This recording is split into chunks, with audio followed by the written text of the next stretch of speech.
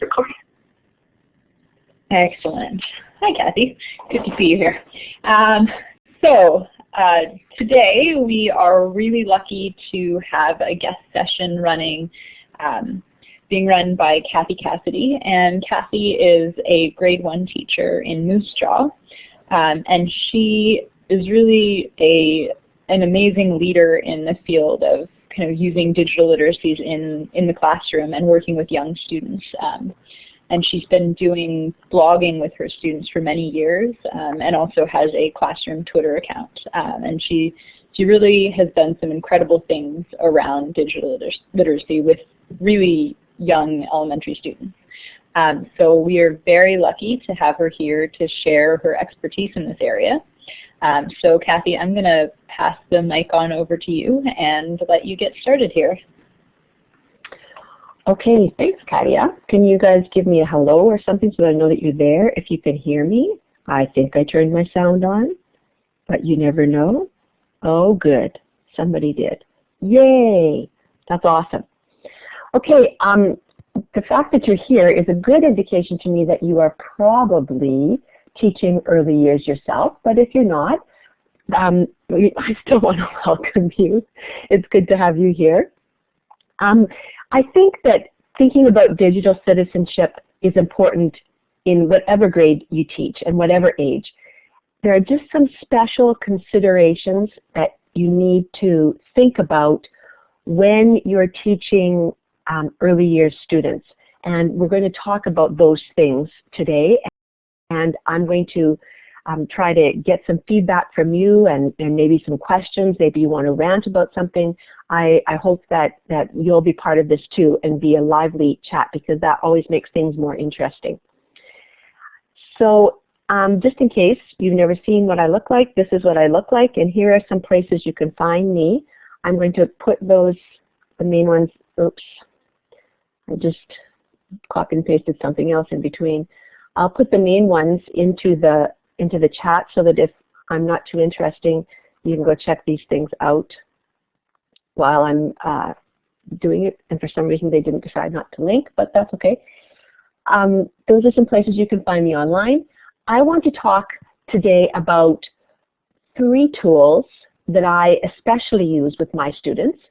2 of them I would consider social media, and one is a bit more protected, and it's a good place to start thinking about some of the possibilities for digital learning with early years students. So as Katia said, I teach grade 1 in Moose Jaw. Occasionally I have a 1-2, but mostly I teach 1. And one thing that you should know about my classroom is that we are presently 1-to-1 with iPads.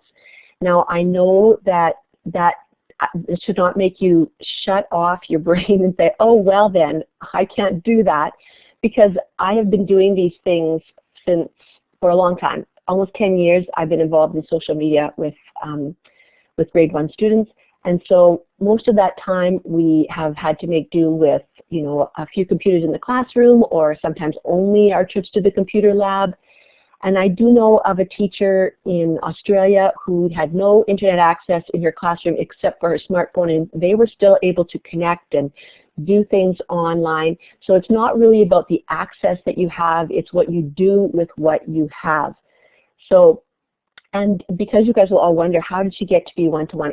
I always say I'm currently 1-to-1 because I won in a contest from Best Buy Canada to get $20,000 to spend towards this.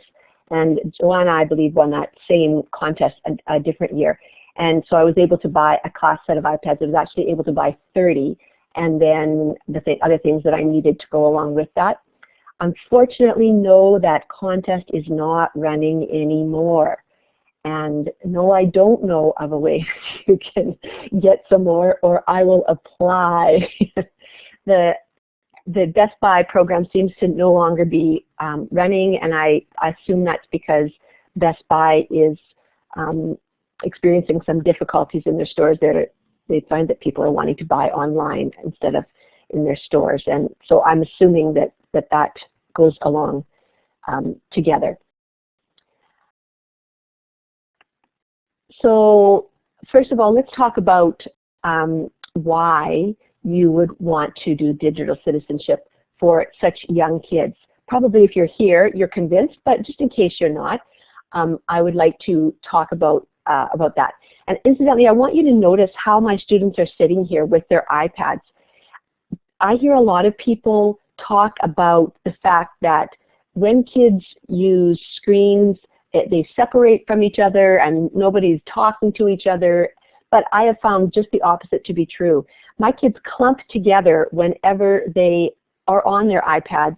They want to show each other what's going on their screen. They want to see what's going on their friend's screen. They want their friends to show them how to do that. They want to show them what to do.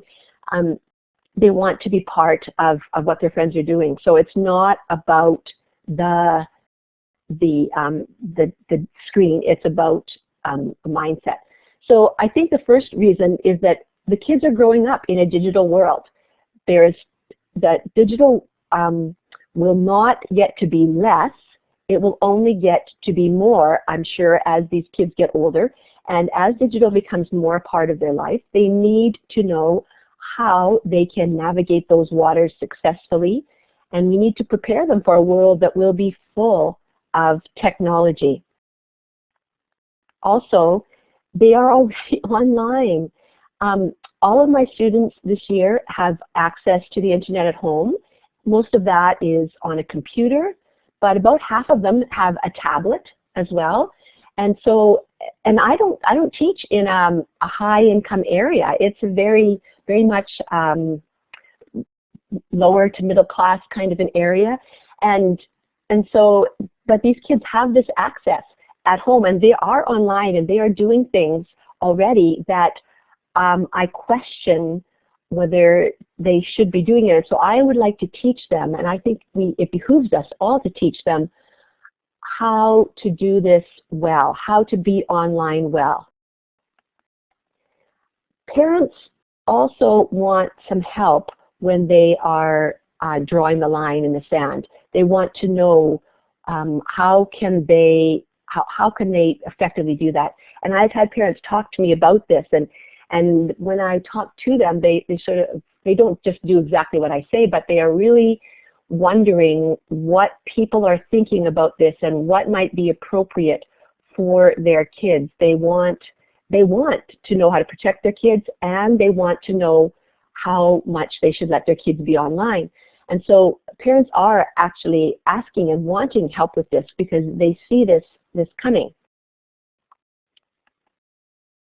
So what it looks like in the earlier years, I looked on a site called digitalcitizenship.net, and it says, talking about how digital citizenship deals with the appropriate and responsible use of technology in whatever age group that you teach and whatever age you are. So appropriate and responsible.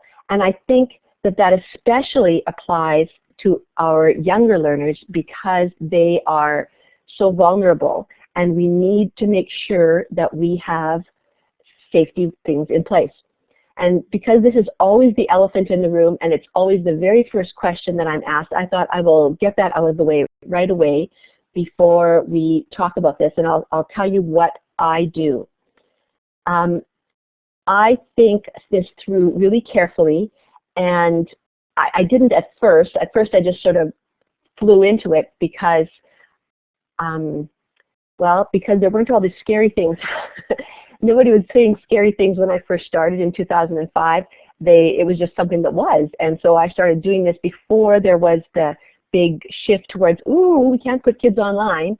And then after, now I think it's going back the other way. I'm thinking that people are becoming more relaxed, and that's just my observations. So I want to tell you the things that I have put in place with my class, and I want to tell you, and then I'd like your feedback. What things do you put in place for your class? What are your thoughts on this? So the first thing I think is parental permission, and the form that my school division uses goes home the very first day of school.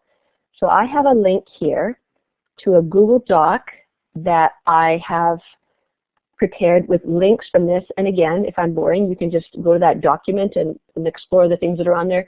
Anything that I'm going to talk about or specifically show today, there's a link on that document to it. And so I'm going to talk right now about the form that my school division has. I'm really fortunate that Dean Sharesky was the digital learning consultant for my school division. He's no longer with us now. He's with Discovery Education Canada. But when he was here, he was very forward-thinking, and he was very proactive in making sure that our school division had something that was appropriate. And it's been modified, and I think it gets modified regularly. But it still says the very same thing, that, you know, it asks the parents to give permission for their kids to be online, and it says we'll endeavor to protect them, and it says, do we have your permission to post the children's photos in media such as the newspaper, and it says, do we have permission to post your picture online, and things like that. It has several things that you check. And I think for the most part, most of my parents just check that off automatically. And so I don't want them to be unaware of what's going on. That gives the permission note gives me permission to do all the things that I do, but I want them to not be surprised. I want them to know. So the first week of school, I get those permission notes back, and then we generally post something online on their blogs, and then I invite the parents into the classroom in the second week, or sometimes it gets to be to the third week, but I invite the parents in. I want to meet them. I want them to understand lots of things. And if you teach grade 1, you know that it's traditional and it's a common thing to have. Parents are so concerned about how they can help their child to learn to read. They want their child to learn to read in grade 1. And so I have them in for a night where we talk about what we'll do and how to help your child learn to read. So many things like that. And then I also say, this is what we do online, and this is what we've already done. And I show them this. Now I see somebody says, what happens if someone says no? Well, this is the 10th class that I have blogged with. I had one parent the very first year that I included images who said, I don't want a picture. And I said, that's fine, we just won't include your child's picture online. And then the second, but then by Christmas, she decided that she did want her child. She changed her mind and as to what could happen. But I've never had anybody else, once they see what I've done and once they see the things that I have in place, that has refused to do that. So I went on this night, I show them their child's blog. I'll probably show them someone's blog from the year before so they can see what's been happening on the blog. I show them our classroom Twitter account, and I talk about how I keep the children safe. So here are the two basic rules that I have. Nothing but nothing gets posted until I see it first. On our blog, it's automatically set that every post comes to me and I have to approve it before it goes online. And the same thing happens with any comments on their blog. I see them first, and then I'm able to approve them. The second rule that I have is that I never match a name with a face. Now, what the form that my school division has gives me permission actually to do that, but I think for my young kids that's not appropriate. That's my personal opinion. Some parents are fine with it, and when I've had chats with them, I have posted things with their child's name with their permission, but I rarely do that because for the most part I don't want to do that. And yes, it is a setting on the blog, and it's a setting on kid blogs, it's a setting on edu blogs, which is what I use, and yeah, you can just set what the privacy things are that you want, and that's what I want. I personally am not a fan of having to have a password to look at someone's blog, which is another setting that you can get on edu blogs or on kid blog. I wonder what the purpose is of posting online if you're going to set a password and only let the parents see it, you may as well just send home the papers that have always been sent home. So I don't really see that's just my personal opinion though. So those are my 2 rules that I have about how to keep kids safe. So now I would love it if you would talk back to me, tell me what things you have in place for safety for younger kids. What do you feel like should be in place for safety for kids? This is my opinion and this is what I do, but I do know of teachers, lots of teachers who post kids' pictures with their names, fully with the parents' permission, and I actually know some people who do the opposite as well. So, oh, that's interesting. I'm not a huge Pinterester, although I do like to look things up there. But that's a good thought as well. This year, I actually started using Facebook for my students. What I do is every time I post something on our classroom blog, I just put a link to it on our classroom Facebook page, and then because the parents are on Facebook and they don't necessarily come to the blog, but they do come to Facebook, and so then they're able to see. They say, oh, there's a link, and they can go follow it and check it out. And I must say that I had more parents, they've sort of fallen off now, but I had more parents commenting last fall than I ever before, because Facebook is where they're at. They're not on blogs all the time, but they are on Facebook. And so I think that was a really successful thing. A Pinterest page is a great idea. I like that idea. Any other questions about that? I didn't mean for this just to be a monologue for me. Somebody else is welcome to talk or to type a question.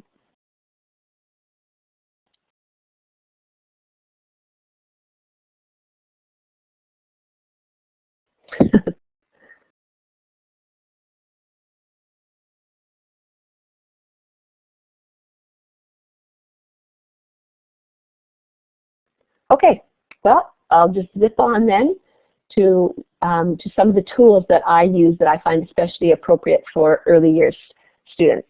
So the first thing is video conferencing. Now, usually for my class, this is actually Skype, because we use Skype the most, and I find people are most comfortable with it, but there are some places where Skype is blocked, and so then we will use a Google Hangout. So when I talk about video conferencing, either one of those will work. Google Hangouts has traditionally allowed for several users to be online at once, but now Skype, just in the past month, has opened up for educators that you can now do multiple people in one Skype call, and it's part of their free package. I think that they were probably realizing that Google Hangouts was biting into what they could, what their market might be, and so now Skype allows group video conferencing too. I really like it because it's a great entry point and talking about digital citizenship for primary students. You don't have to be able to read or write to use Skype, and you can talk about appropriate behavior, about just being smart. And we don't use the word digital citizenship in my classroom. Most of my kids can't even say that. But they're learning how to act appropriately and how to be nice online. That is an awesome thing, Vanessa. That's exactly why we want to be using video conferencing. And as I say, for young kids who can't read or write at the beginning of the year especially, it's a great option for them.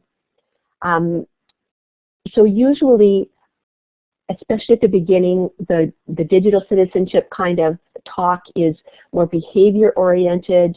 For example, I use Photo Booth on my laptop ahead of time so they can all look at what they look like and wave at the camera, so that we can get that out of the way and then talk about what is good manners online, and that no, we won't be recording this, but it could be recorded, and what would we want to have online, and that it's not just for fun, that it's for learning.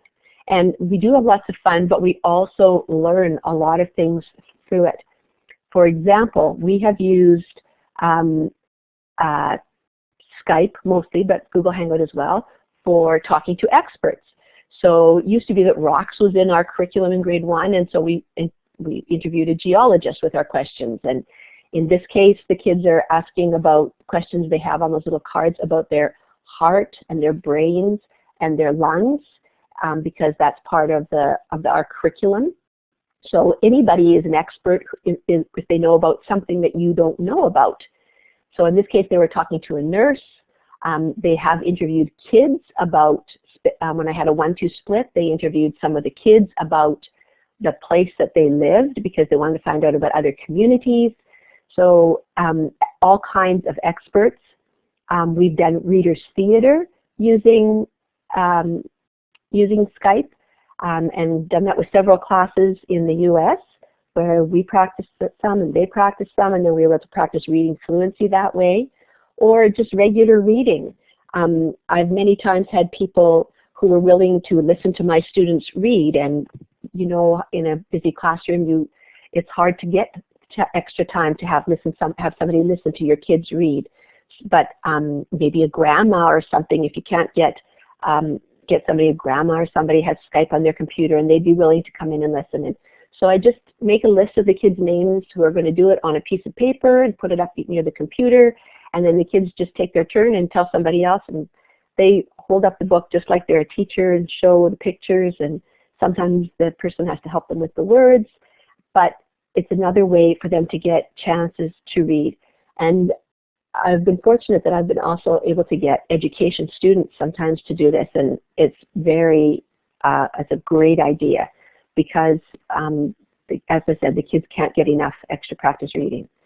We worked on phonics skills via Skype.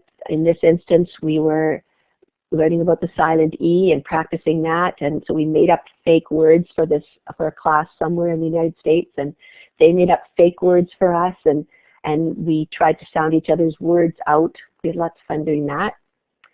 And we practiced our math skills many, many ways. In this case, we were playing a game called the heaviest, lightest game. We had to predict which of the items was the heaviest and lightest, and the other class predicted as well, and then we found out together which one was the heaviest and which one was the lightest. And we had them predict by putting their hands on their head if they thought a certain one was, or put your hands in your lap, or if you think, or if you're not sure, put one hand on your head and one in your lap, so that everybody was involved. And then we practiced that with the heaviest, lightest. We also played that with capacity. Which one do you think holds the most? And we did that. We have played mystery number Skypes and asking sort of like 20 questions. You can only answer yes or no. So what are some really juicy questions that you could ask instead of just saying, is it 16? Maybe you could say, is it more than 10, or something like that. So we have had lots of different ways that we've used it to do math. It's not really, as I said, a social media so much, but it's learning online, and it's learning how to learn together with other people. Okay, now I want to talk about blogging, which if you took away all the other tools that I have, and there's lots of them that I use in my classroom, but if you just could leave me one, I would say I wanted to have blogging as the tool that I want. So I have a classroom blog, and this is what it looks like, and yes, I have permission, and no, I don't only have that few students in my class. I have 5 new ones since that picture was taken in the fall, and so I have 21 students now. I post on my blog, I post pictures of the students, I post video of what things are happening in our classroom, I talk about what things are. My audience, I write towards the parents, but honestly, they're not the main audience anymore. We have other people come from other places and view our blog, and sometimes leave us comments. The most important thing though, and by the way, so on my blog, I would never, the kids' faces are there, so I would never ever say, here is Ryder or something like that. I don't refer to the kids by name, so they have pictures on on my blog, but I don't say any names. But the most important thing, I think, on my blog is this part, and this is a list of the kids' blogs. It's linked directly to each of their blogs, and this is set up automatically in EduBlogs. When you have a pro account for a classroom, that the kids, you just set up their blog and it automatically is listed on the side of yours. Kid Blogs does it a little bit differently. It's not, this one I call a mother blog, where Minded blog is there and you go directly to the kids blog. In Kid Blog, the teacher's name is listed along with all of the students. And I prefer this, but Kid Blog is, as I always say, it's a good option for people if that's what they want to do. So this is what one of my students' blogs looks like this year. You can see that Adam likes practicing on his bike with no training wheels, and his favorite thing at school is to read himself, and he likes to watch Mario movies. And this is something he posted on May 5th about his heart, brain, and lungs. We're back to that again. Keeps coming up every year. We have to study about that. And there's a little project that he did about that, and then you can see some comments. And if you could look down farther, you'd see that there's links on his to all of the other students' blogs as well. I don't worry about perfection in posting. I purposefully don't edit for my grade ones what goes online. You might have noticed back on Ryder's post that at the very beginning of the year, I'll just flick back to that actually maybe. Let's see if I can do that. Back. On Ryder's post, this was his very first post of the year, and he typed the IY, and I typed in the title. He said it was about a book, and I typed, he read his writing to me and said, it says, I read a book yesterday. And actually for the beginning of grade one, that's really good, because look at that, he's got the I and he's got one of the sounds that's there. So that's what it looks like at the beginning of the year, and I don't correct that.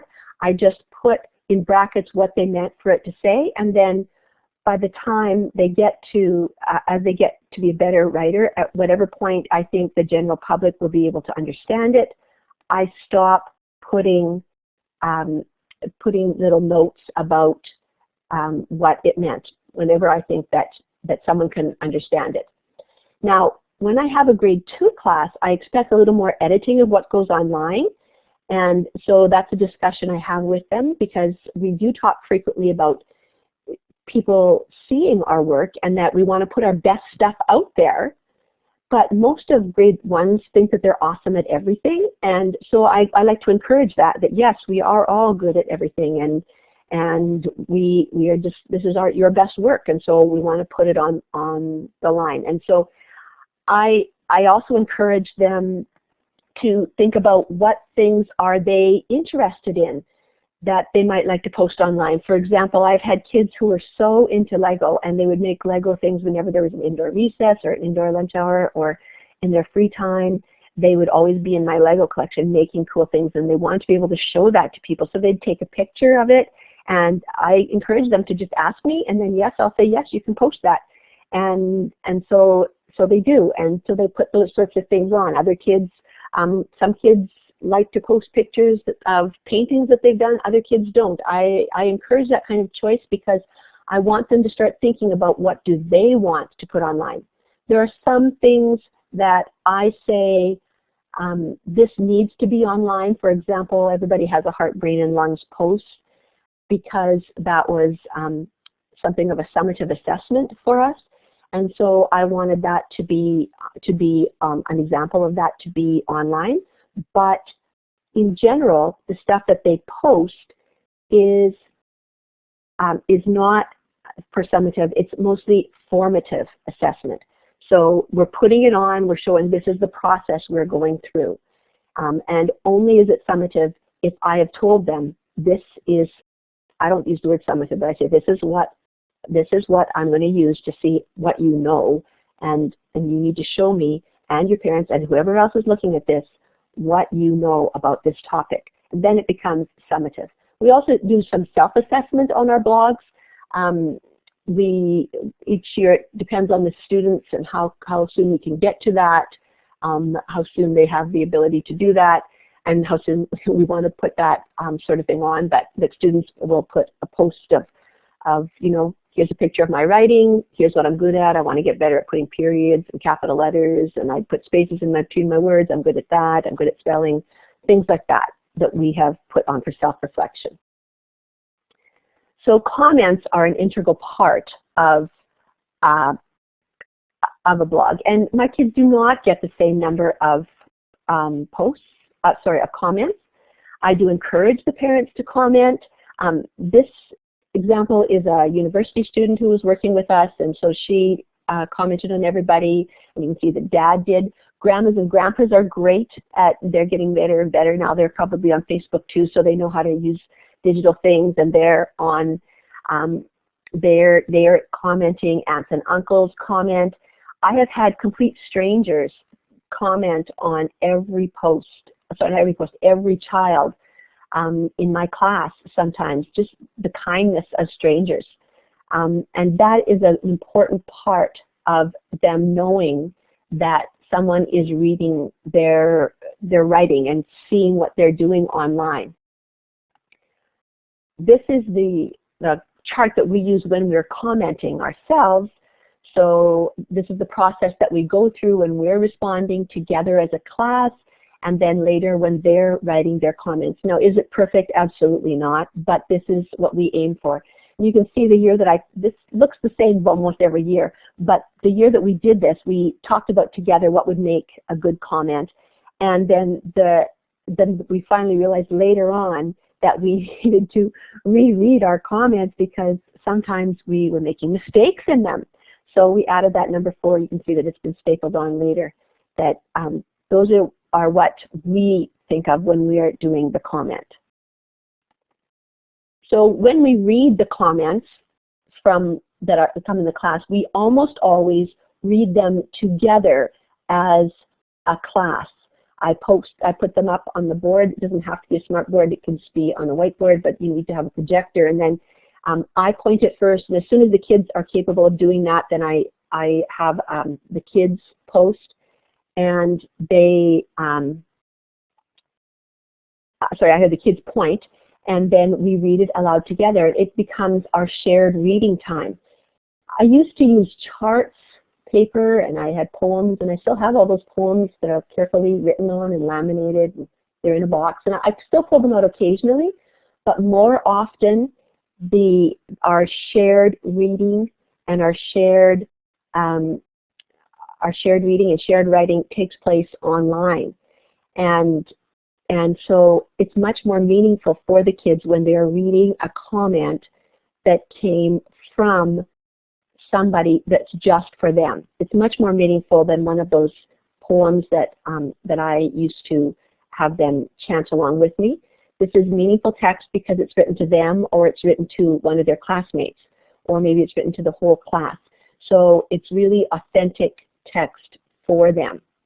So we read it together, and then we actually talk right at that time, because I let them write into the editing tool, and we say, is this a good comment? Is this something that we want on our blog? And if it is, then the child who's reading gets to click the approve button, and we approve that comment. The bad comments that we've gotten, in all the years I've done this, I have yet to get a comment full of profanity or anything that would be something that I couldn't let the kids read.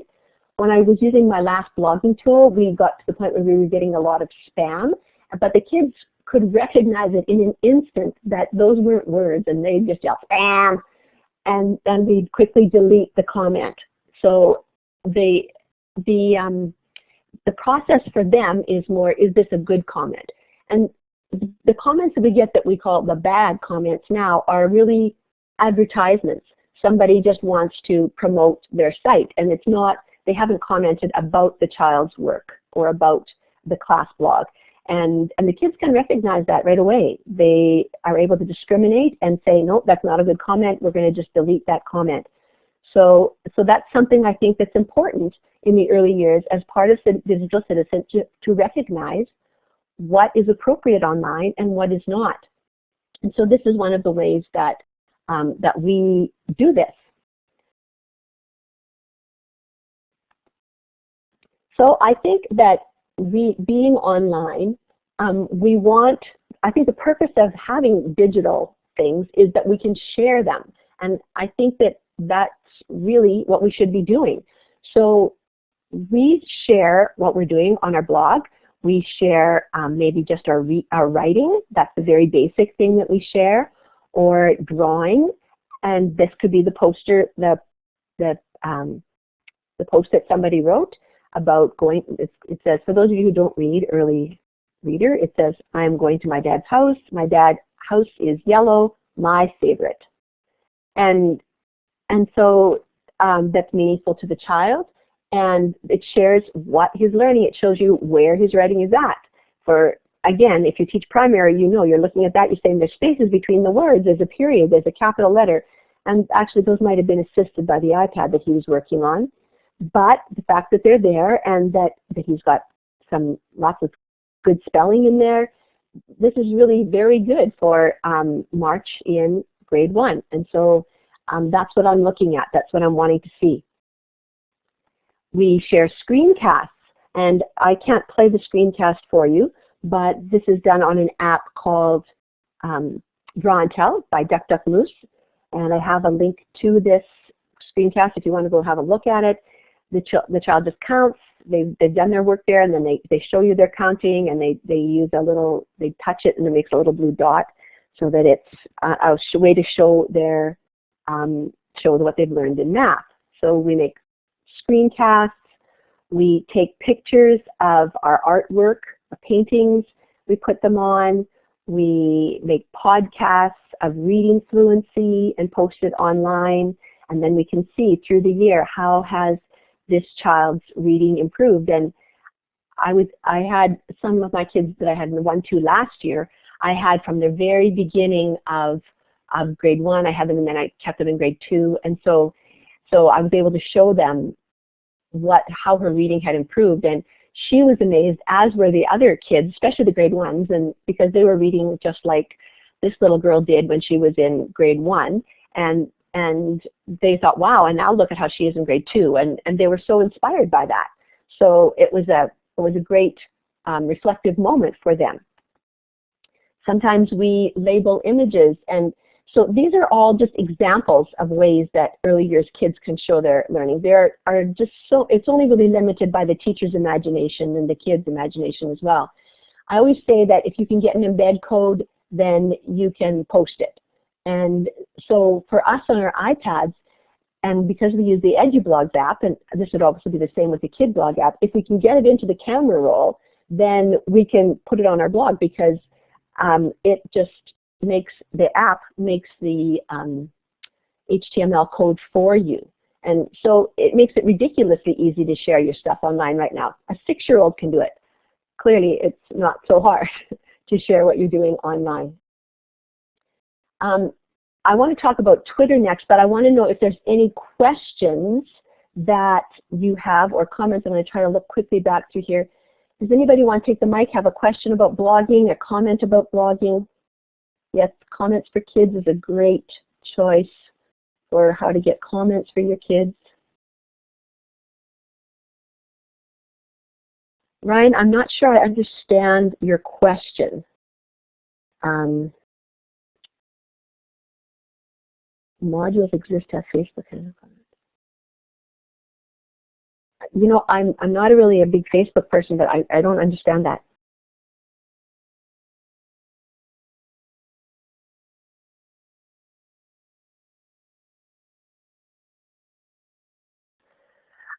Ryan, my kids do have the spell check on the iPads for the most part, and I debate that every year if I want to put that on or take that off, and I've ended up leaving it on because I think it's part of life now that exists. It used to be when I would have my kids type on the computer that I would always have the grade 1s just type it right in and it didn't have a spell check program in the blog. But I would have the grade 2s type into a Word document first so that they knew when the word was spelled wrong, and then they could try to fix it, because I expected more editing from them. And yeah, the kids do sometimes get weird words because of the spell check, and you can tell when that happens because of what you can tell because it's a weird word and it's the closest to what they typed. And so the iPad thinks that that's what it should be. Jane, my day is not totally tech. It sort of depends what is appropriate. I lots of times want my kids in math doing things with their hands. I want them to physically move those counters when they're learning to count. I want them to when they're adding, to see we have this amount and then we move this amount, and it just totally depends what's the best tool for learning. Sometimes an iPad app is awesome and is the best tool.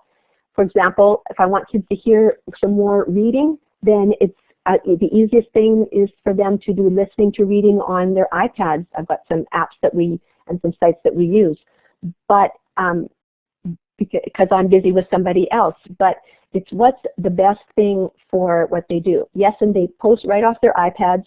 They have an app, an EduBlogs app right on their iPads. They post that way. And no, I presently don't have any. You might have seen some computers in my classroom in some of the pictures, but I presently don't because I thought it wasn't fair for me to have those there when I had these computers, so I've given them to somebody else. And yes, some browsers do offer spell check for comments, and you know, some kids worry about that a lot, and so then I do help them, and other kids don't, and I just make sure that it's understandable.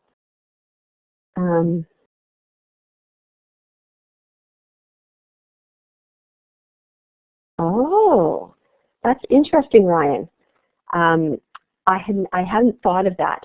Actually, the whole Facebook thing did give me a little bit of pause this year because someone, and actually it was it was the head of our tech department is following me off on Facebook because I have his granddaughter in my class, and he made a comment, and it also had the student's name in it, and on the blog I have total control over that, but I don't have control of that on Facebook, and so that did give me some pause, and I was able to delete it, but it was there until I saw the comment. So will I use Facebook again? I'm not sure what I'll do. I'm really looking into the whole Remind 101 thing for next year because although I've always thought that's a great tool to let parents know, I haven't done it, but I think now we're at a critical mass of parents that would have that in my school. So yeah, that's just another little slide on the Facebook thing. Okay, so let's talk about Twitter, unless there's more questions about blogging, and you just put them in and I'll see them later. So we do have a class Twitter account, and it's totally separate from my personal account. And I do that because when I'm online and I'm reading the comments from, in my professional account, I'm not looking for kids' tweets at that point. I'm looking for professional development, and I'm looking for people to interact with. I do have some professional accounts that follow my class Twitter account, but that's not how I do it, and everybody does it differently. You'll notice that we don't follow very many people. That's very purposeful. I want us to follow people that we can learn from, and I don't want my kids to be overwhelmed. One year, my kids insisted on reading every tweet, and there was a class that we were following on Twitter that had a student of the day who was their tweeter, and the student would tweet every 10 minutes, we're doing spelling now. Now we're doing read to self. We are going to have math now. It was really boring, and there was just too much. And so I didn't want to insult them by unfollowing, because at that point, that was early in our Twitter life, and I didn't want to insult them. So we kept following them, but I learned from that not to follow people who were necessarily doing that, and to be careful who you follow. So we generally follow classrooms. We also are following right now, we're following a couple of sites that just tweet pictures of animals. You can just go to my class Twitter account and find out who they are, because we're studying animals and living things right now, and so I just thought that would be a good thing to add in, and the kids are really enjoying that. They love the pictures and are learning a lot about animals that way, and having some interesting questions about animals as well. So that's what we're following now. When Chris Hadfield was in space, we followed him. Now that he's down Earth. His tweets aren't quite as interesting, so my class this year is not following him. We ask questions. We try to keep the content kid appropriate. We are kids and we are tweeting for kids and about kids. I want to show you, well, first I'll show you what it looks like when we're reading it. It just looks just like when we're reading blog comments. We read the tweets together, and if we want to respond to something, then we do that as a shared writing activity. This is our shared reading. As the kids get to be better at reading, they read the tweets individually, although, as you'll see in this, I find that when the kids are reading Twitter, they really want to share it with each other. And again this year, I just recently introduced Twitter as an option during Read to Self, because I thought the kids were at that point, and it has created so much hubbub because the kids don't want to just read it by themselves. They want to show the other kids what they've found on Twitter, and it is so social for them. So I say it's an individual reading, but as in this picture, it's not really so individual. This is a little conversation we had on Twitter recently. Ms. Lyonman, Karen Lyonman, is an educator I highly respect who lives in, she lives in Vancouver, and she teaches in Surrey, BC. And while I love to follow classes from all over, there's something wonderful about following a class that has the same kids at the same space as yours. They have the same curriculum, they have the same expectations as you. The kids haven't been reading in kindergarten, and so they're at the same place as us. And one day we saw this tweet by the class: "Hi, my name is Carmen, the salmon eggs are bigger." And one of my kids said, "What's salmon?" And so I said, "Well, why don't you ask them?" I did know the answer, but I thought it would be much more meaningful if they would, if the student asked himself. So he did. He said, "What is salmon? How huge are they?" And I put in brackets, in case the teacher hadn't seen that tweet and didn't remember what the tweet was about, I put in brackets that what he meant for it to say. And this is the response we got from them: "Salmon is a kind of fish. Here's a picture." My kid said, "Oh, I know what that is." And then, "Oh, we eat that. I get that in a can." And that led to all sorts of great conversations that we could have about salmon. And it was learning that was so appropriate for my kids because they were learning from another child. And so we just follow what things people are saying, and we tweet back to them and find out what they're learning. We also use hashtags sometimes. For example, in this one, they were tweeting their riddles, and I wanted to be able to put them together, so we used a hashtag about riddles. We have done tweets with other classes.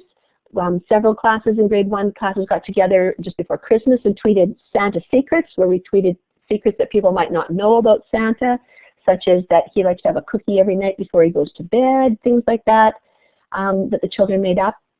We have done other hashtags, like on the 100th day of school, we decided we wanted to make 100 tweets one year, and so we set out to do that, and we knew we couldn't probably do it on our own, so we asked other classes who had the 100th day of school around the same time if they would like to do that, and altogether we were able to get 100 stories about 100 on Twitter. And so that was, the kids were thrilled about that and had a great time reading all the things that the other classes posted. We've also used Twitter when we can't Skype with somebody. For example, a class in Milan, Italy, wanted to play Guess My Number with us, but because their day's over before ours begins, we couldn't do that. So we played Guess My Number on Twitter, and we just used that hashtag and followed it, and we played the game, and we just were able to figure out eventually what their number was. So we've also done live tweeting, where another class, it actually was Ms. Lyon's class again, was watching a Discovery Education webinar about First Nations, and so we tweeted our questions and our comments about it using a hashtag, and we're so amazed to learn that they were seeing the same things, and they were writing and interested in the same things as we had been. It was fascinating for my students to know that. So that's some of the ways that we have used Twitter, and I'd be interested to know if you have used Twitter with your class and how you have. I want to just tell you one story first before we do that. I had a student in my class for 2 years named Dion, and Dion was especially interested in Chris Hadfield, and he loved seeing Chris Hadfield's tweets, looking at the pictures, watching the videos of how to cut your toenails. He was excited about it. And he was very disappointed at the end of the year that he wouldn't be able to see it in his tweets anymore. And so about the 4th of July, this person started following me. And here it is. This is Dion. And with his mom's permission, I'm sharing this because this includes his last name, which I never include. And so his mom has given me permission though to use this. And so this is his Twitter account that he set up. And I've watched it to see what's going on, and his mom is also watching it. He is only following 3 people, Chris Hadfield, his grandmother, and myself. And he has never tweeted, and only his grandmother has followed him back.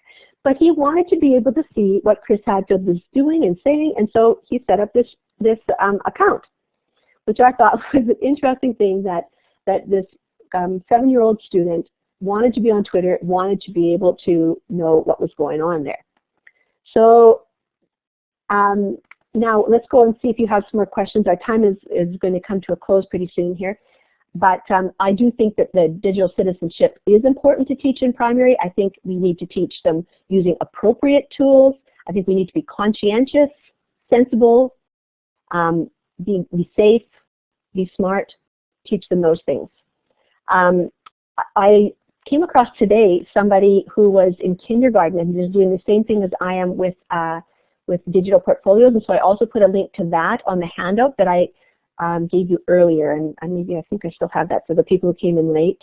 Here's the handout that has links to the things I have mentioned to this talk. So, questions, reflections, rants, anybody? What do we want to talk about?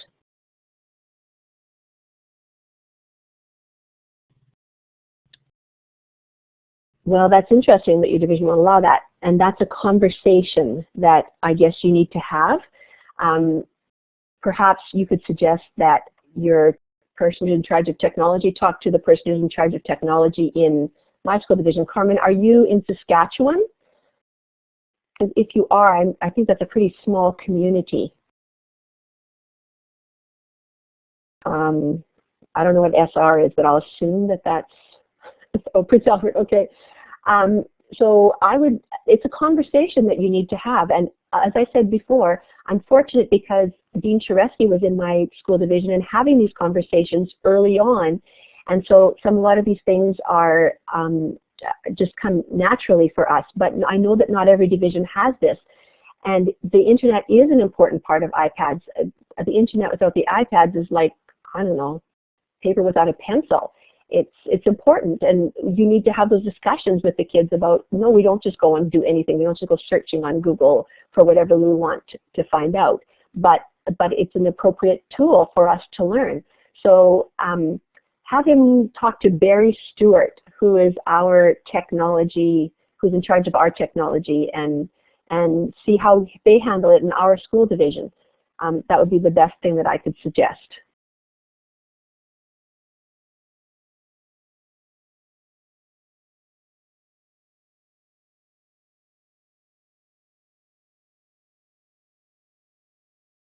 Okay, any more questions? No, come on, somebody must have a rant. Yes. Yeah, it without context, everything is meaningless, isn't it?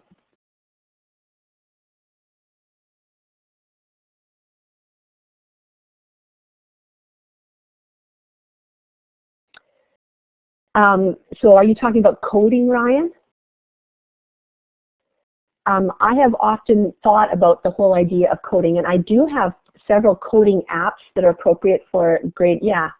Well, Scratch is a little bit hard, I think, for my 6-year-olds, but yeah, I've often thought about that whole thing. And at this point, I see coding as an extracurricular thing, but you know, Joanna, maybe you should comment on this. Is there any consideration of the ministry thinking that perhaps coding should be part of the learning in our province? There's a loaded question for you. Oh, Jane. You know, the extra time that is needed is an interesting question. I don't consider it extra time. Before I did all these things, I prepared regular notes that went home to my students' parents every 2 weeks. The kids wrote notes to their parents so their parents could see how their writing skills were going. We don't do that anymore because now they can see it online. I no longer make those notes because now I do it online and I put it on the blog and I put it on Facebook. So I'm not writing them to tell them what's going on. They can look and see the pictures and the videos about what's going on. So I don't see it as extra time. I see it as different time. I just spend my time differently than other people. You know, and Janelle, that's hard to say how much time I spend because I do a fair amount of speaking now as well, and blogging, and I've written a book now. So those things take up the time, and so it's all interwoven, the time that I spend on stuff from my classroom and time for, I call it my other job. And so it's hard to sort of separate that. I often have my computer open while I'm sitting down watching TV with my husband or something like that, but you know, again, I don't consider it extra time. But yeah, like teaching is not a 9-to-5 job, that it never has been.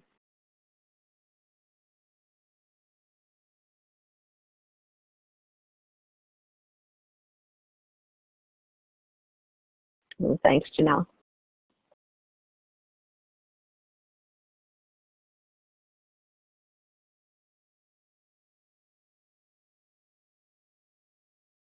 Yes, yeah, that's very true, Joanna. The commenting time, yeah, exactly. And you know, I'm reading their blogs in the evening, and I'm looking at the things that they've posted. If they've all posted a screencast that day, then I'll be looking at them in the evening, and that's a formative assessment kind of thing that I was able to do outside of class time, which isn't always possible in grade 1 because nobody can write tests, and so all the assessment has to be basically one-on-one, but that gives me a way to do it outside of class time.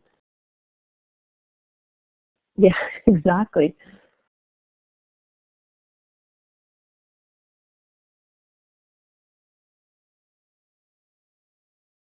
Yeah, that would be interesting to see that coding included, Joanna. I think a lot about that, but presently it's not in my curriculum, so it has to be an extra, and my curriculum is extremely full. So the coding apps tend to be things that are happening if you're finished your work already in extra time, and I do take the time to show them the apps, but then let them explore on their own.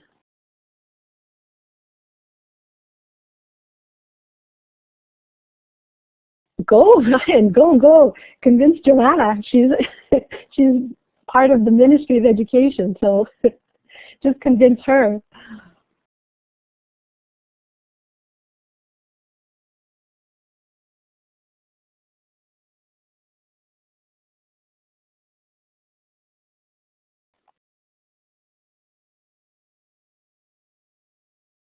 Yes, yeah, that could be reading to someone, you're right. Is there an email address that he should be sending it to, Joanna?